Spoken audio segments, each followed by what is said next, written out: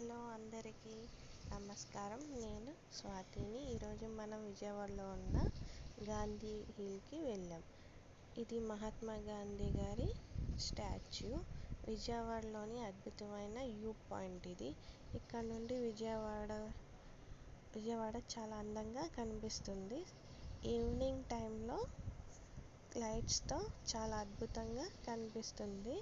ఇక్కడ సన్సెట్కి తప్పకుండా చూడాలి. ఇది విజయవాడ రైల్వే స్టేషన్కి చాలా దగ్గరగా ఉంటుంది ప్లేస్. ఇక్కడ బైక్ లేదా ఆటోలు సులభంగా రావచ్చు.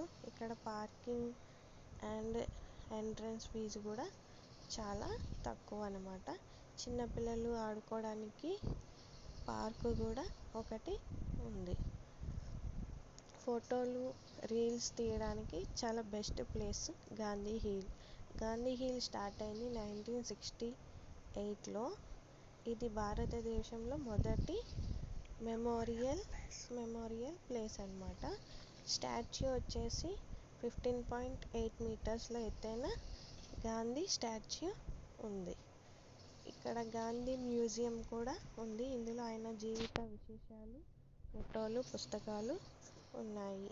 ఇది మన గాంధీ హిల్ టూర్. మీరు విజయవాడకు వస్తే తప్పకుండా ఈ ప్రదేశాన్ని చూడాలి.